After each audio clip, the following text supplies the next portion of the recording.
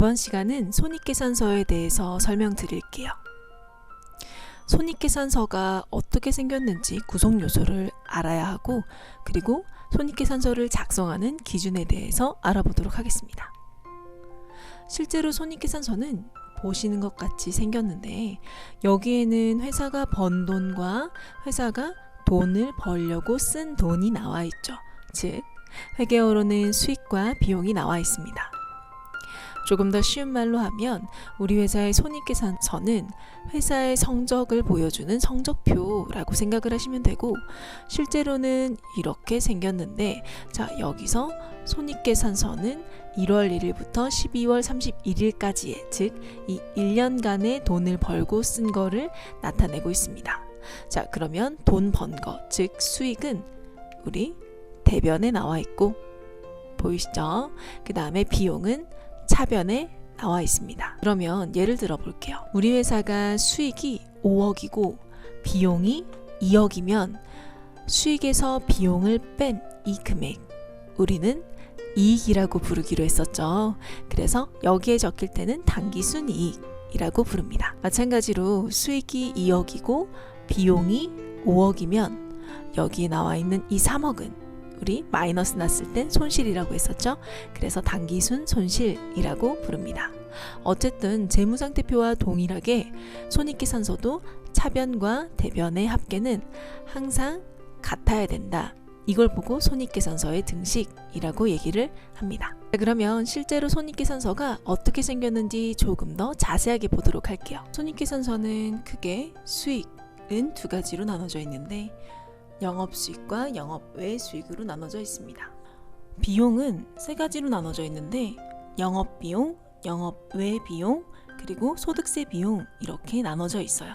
그 다음에 빈칸에는 당기순이익 이렇게 들어가겠죠. 여기서 영업수익은 쉽게 말하면 우리가 주 목적으로 하는 거래를 해서 번 돈, 즉 우리 회사가 상기업이라고 하면 상품을 팔아서 번 돈이라는 뜻의 상품 매출이라는 금액이 이 영업수익에 들어가 있다고 생각하시면 되고, 상품을 매출한 거 제외한 나머지 돈 번 건 전부 다 영업외 수익으로 들어간다고 생각하시면 돼요. 영업비용은 매출 원가와 판매비와 관리비, 이렇게 두 가지로 또 나눠지는데, 매출 원가라는 건 내가 상품을 사는 데 들어간 돈을 뜻하고, 그리고 판매비와 관리비는 이 상품을 사와서 판매하고 관리하는 데 들어가는 돈이라고 생각하시면 돼요. 그래서 전부 다 이 상품을 팔기 위해서 관련된 돈이니까 영업비용이라고 얘기를 하죠. 오른쪽에 있는 손익계산서를 보실게요. 오른쪽에 있는 손익계산서는 지금 왼쪽과 다르게 매출액, 매출원가, 매출총손익, 판매비와 관리비, 영업손익, 영업의 수익, 영업의 비용, 소득세 비용 차감전 순손익, 소득세 비용 당기순손익, 이렇게 일자로 나열되어 있는데, 이 첫 번째 매출액은 영업수익의 매출액 금액을 이렇게 옮겨 놓은 거예요. 매출 원가는 여기 영업비용에 있는 이 매출 원가가 여기에 적히는 거고, 그리고 매출 총 손익이라고 하는 건 매출 총 이익과 매출 총 손실을 합쳐 놓은 말인데, 자, 예를 들어 볼게요. 내가 물건을 팔아서 번 돈이 10,000원이라고 해볼게요. 그러면 여기에도 10,000원이 적히겠죠. 자, 그 다음에 매출 원가가 우리 물건을 사올 때 들어간 돈이라고 말씀을 드렸죠. 그러면 이 금액이 5,000원이라고 해볼게요. 그러면 여기에도 5,000원이라고 적히겠죠. 자, 그 다음 매출 총 손익은 어떤 금액이냐? 이 매출한 금액, 매출액에서 매출 원가를 뺀 금액인데, 물건 판 가격에서 물건의 가격을 빼고 남은 돈을 이야기하죠. 그러면 우리는 이 금액을 5,000원이라고 얘기를 할 수 있어요. 이렇게 금액이 플러스가 됐을 때는 이곳이 매출 총 이익, 이렇게 바뀌게 됩니다. 근데 왼쪽에 있는 손익계산서에는 적는 곳이 없죠. 이렇게 중간에 남은 돈은 이 왼쪽에 있는 손익계산서에서는 확인할 수가 없어요. 판매비와 관리비는 이곳에 있는 금액이 이렇게 똑같이 적히는 건데 판매하고 관리하는데 1,000원 정도 들었다고 해볼게요. 자, 그러면 그 다음에는 영업손익이라고 나와 있는데 영업손익은 매출 총 이익에서 판매비와 관리비를 뺀 금액이에요. 이 금액이 4,000원이라고 해보겠습니다.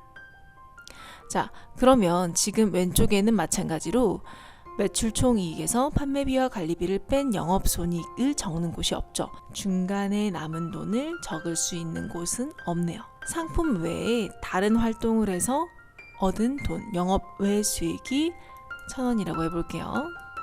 다른 활동을 하는데 들어간 비용이 500원이라고 해볼게요. 소득세 비용 차감전 순손익이라고 하는 건 소득세라는 세금을 내기 전에 나한테 남은 돈이라는 뜻이고 수익은 더해주고 비용은 빼주게 되면 얼마가 남죠? 4,500원이 남게 되죠. 왼쪽에는 마찬가지로 이렇게 중간에 남은 돈을 적을 수 있는 칸이 없어요.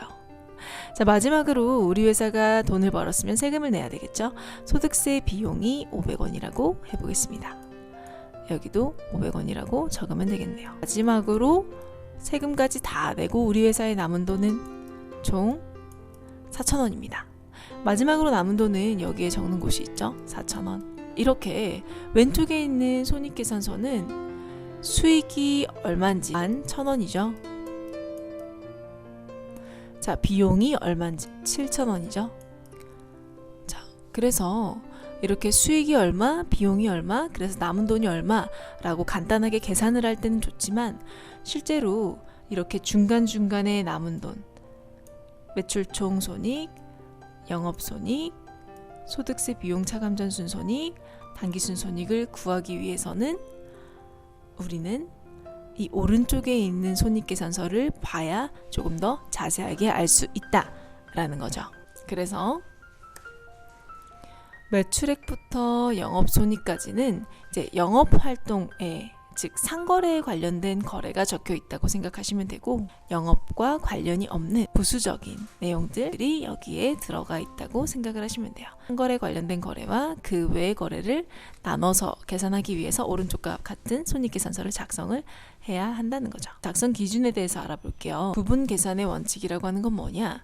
이렇게 매출 총 손익, 영업손익, 그리고 소득세 비용 차감전 순손익, 당기순손익 같이 남은 돈을 중간중간에 나눠서 계산을 해줘라. 그래서 이 손익계산서 이름을 보고식 손익계산서라고 하고 실제로 보고할 때는 이 보고식 손익계산서만 인정이 돼요. 발생기준이라고 하는 건 우리가 실제로 일상생활에서는 현금을 주고 받았을 때만 장부에 적어야 되나 라고 생각할 수 있지만 그게 아니라 사건이 발생했을 때 사건이 일어난 기준으로 장부에 적어라 라는 거예요. 자, 실현주의는 수익을 적을 때의 기준인데 이 실현주의는 이 수익이 거의 내 거가 됐을 때 장부에 수익이라고 적어라. 너 맘대로 예상해서 적지 마라. 이런 뜻이죠.